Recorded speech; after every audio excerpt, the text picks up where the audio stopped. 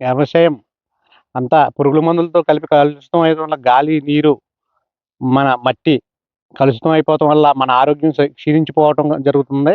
మన గౌరవనీయులైన నరేంద్ర మోడీ గారు మన కోసం ఇది ప్రకటించారు. మనం ఆర్గానిక్ వ్యవసాయం చేసి పాడి పంటలతో మనం ఎప్పుడు మామూలుగా ఎలాగ పండిస్తున్నామో అలా పండించుకొని ఏ ఎరువులు వాడకుండా మనం చేయాలని మోడీ గారు పిలవటం మనకు నిజంగా గర్వకారణం. మనం చేయవలసిందేంటంటే, మనం అందరం కూడా ఆర్గానిక్ వ్యవసాయం చేసుకొని, పండించుకొని తిని, మన ఆరోగ్యం మనం కాపాడుకుంటామని మనం ఆశిస్తున్నాం. దుర్గా మల్లేశ్వరరావు, మాది దువ్వగ్రామం అండి. నరేంద్ర మోడీ గారు సంక్రాంతి శుభదినాన ఇచ్చిన పిలుపు మేరకు రైతులు కాలువలు పరిశుభ్రంగా ఉంచుకోవాలని, అలాంటి వ్యవసాయాన్ని బాగా డెవలప్ చేసుకుంటే అందరికీ ఆరోగ్యం పెరుగుపడుతుందని కోరుకుంటున్నామండి. అలాగే కాలువల్లోనూ ఇదివరకు వాటర్ డైరెక్ట్ ఎట్టుకెళ్ళి అందరూ తాగేవారండి. ఇప్పుడు కాలువల నిండా మనం వాడి పాడేసిన చెత్త కవర్లు ఇవన్నీ దాంట్లో వేసేస్తారండి. దాని గురించి కూడా కొద్దిగా అవగాహన పెంచి పంచాయతీ వారికి తెలియజేసి అది అరికట్టవలసిందిగా కోరుతున్నాను. నీటిలో కాలువల్లో చెత్త చెదారం వేయడం వల్ల అది కలుషితం అవడం వల్ల దానివల్ల పంట కూడా కలుషితం అయిపోతుంది. దాని గురించి చూసి నరేంద్ర మోడీ గారు పిలుపునిచ్చిన మేరకు కాలువలన్నీ శుభ్రంగా ఉంచుకోవాలని కోరుతున్నాను. నా పేరు వెంకటస్వామి, మాది దువ్వ గ్రామం. ఈరోజు మన వ్యవసాయ రంగానికి సంబంధించి మన భారతదేశ ప్రధానమంత్రి వర్యులు శ్రీ నరేంద్ర మోదీ గారు చక్కనైన పిలుపునిచ్చారు. ఈ యొక్క పిలుపుకి అర్థం ఏమిటంటే, పూర్వం పెద్దలు చేసేటువంటి వ్యవసాయం ఎంతో ఆరోగ్యకరమైనటువంటి వ్యవసాయం చేసి పండినటువంటి ధాన్యాన్ని వారు తిని చక్కగా ఆరోగ్యంగా ఉండేటువంటి వారు.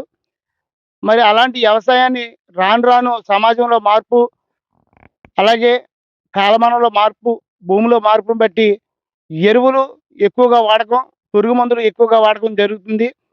ఈ ఎక్కువగా వాడేటువంటి ఎరువులు, పురుగు మందుల కారణంగా ఏదైతే ఆ పండించినటువంటి వరిధాన్యం మనం తింటున్నామో, ఆ తినేటువంటి తిండి వల్ల మనకి అనేక రకాలైనటువంటి వ్యాధులకి మనం బారిన పడుతున్నాం.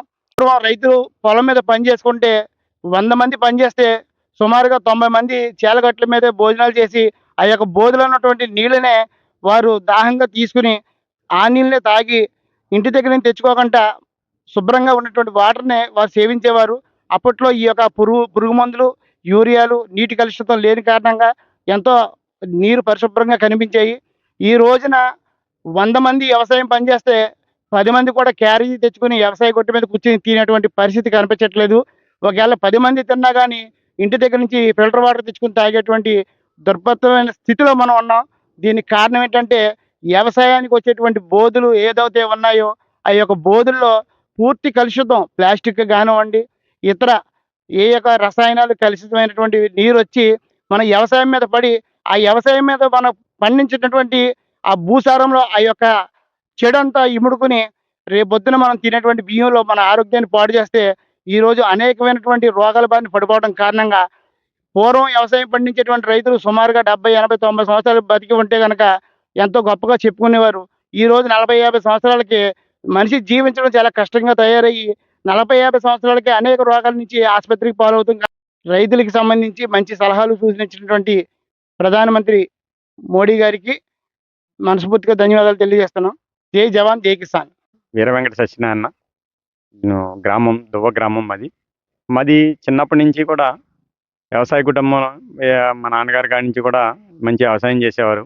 అప్పుడు వ్యవసాయం ఏ రకంగా ఉండేదంటే, పశువుల పెంట, పిల్లి మెసరి, దూలపెండ బళ్ళు మీద తోలుకెళ్ళి చేలో జిమ్ముకోవడం, దాని మీదుగా ఎక్కువ బలమైన ఆహారంగా ఉండేది అప్పుడు.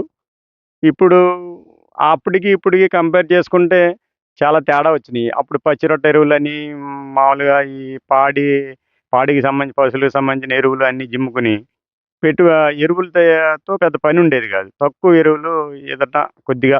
అప్పుడు వ్యవసాయం ఆకలి చావులతో ఉండేవారు కాబట్టి ఎరువు వేయాలంటే జడిసేవారు. ఇలాంటి కెమికల్స్ వాడాలంటే ఇబ్బందిగా ఉండేది. అయినప్పటికీ కూడా అవసరం నిమిత్తం ఆ రోజు ఆ రకంగా ఉపయోగించుకోవాల్సి వచ్చింది. ఆ ఉపయోగించుకోవడం ఇప్పుడు అది పెద్దగా ఎరువుల మీదే ఆధారపడిపోయి వ్యవసాయానికి అనుసంధానంగా ఈ పాడి పశువుల్ని తగ్గించేసుకుని పచ్చి రొట్టె ఎరువులు ఇటువంటివన్నీ మానేసి పూర్తిగా రైతు ఎరువుల మీద ఆ, ఆధారపడిపోయి జీవనం సాగిస్తూ ఉండటం మూలంగా భూమి యొక్క సారం తగ్గిపోయి భూమి కూడా మనలాంటి జీవం ఉన్నటువంటి భూమి మాత్రమే. ఎందుకంటే మనం ఏ రకంగా బలంగా ఉంటామో భూమిని కూడా మనం బలంగా ఉంచుకోవాలంటే అది పశువుల ఆధారంగా మాత్రమే ఆ, జరుగుతుంది. అందుకని మనం పాడి పాడితో పాటు పంటను కూడా మంచి పాడిని పెంచుకుంటే ఆ పాడికి సంబంధించిన ఆ ఎరువులు అన్నీ అందులో వేసుకోవడం వల్ల ఖర్చు తగ్గి దిగుబడి మనకి బాగా ఆదాయం బాగా వస్తుంది. అలాంటిది ఇప్పుడు ఎరువులు ఉపయోగించడం వల్ల దిగుబడి వస్తుంది కానీ ఆదాయం అంతంత మాత్రంగానే ఉంటుంది. వ్యవసాయం గిట్టుబాటు కావట్లేదు. దాంతోపాటుగా పురుగు మందులు విపరీతంగా వాడడం, మనం అనారోగ్యంగా క్యాన్సర్ ఇటువంటి వాటికి గురవుతున్నాం. దాని మూలంగా మనకి సంక్రాంతి శుభదినాన మంచి రైతులు పండగ ఇది. అలాంటి పండగ రోజున నరేంద్ర మోడీ గారు మనకి మంచి సూచనిచ్చారు. అదే ఏంటంటే ప్రకృతి ఆధారంగా పండించిన పంటలు అంటే పూర్వం ఏ రకంగా అయితే మనం బలమైన తిండి తినేవాళ్ళమో ఆ రకంగా మళ్ళీ ఈ భూమిని మార్చుకోవాలి అన్న విషయం మీద మాట్లాడటం మాకు చాలా ఆనందదాయకమైంది. ఆ రకంగా మళ్ళీ మన అందరం మారాలి. దేశ భద్రత సైనికులు ఏ విధంగా అయితే మనకి ఉపయోగమో దేశానికి రైతు కూడా అంతే ఉపయోగం. బలమైన తిండి తినగలిగినప్పుడే శక్తివంతమైన భారతదేశం తయారవుతుంది. అలాగే ఈ పురుగు మందులు వీటికి సంబంధించిన ఆధారంగా మనం బతికితే అది మన శత్రువు తగ్గిపోతుంది అనమాట. అందుకని ఎక్కువైన బలమైన తిండి తిని దేశానికి మనం బలంగా తయారయ్యి శక్తివంతంగా ఉంటాం.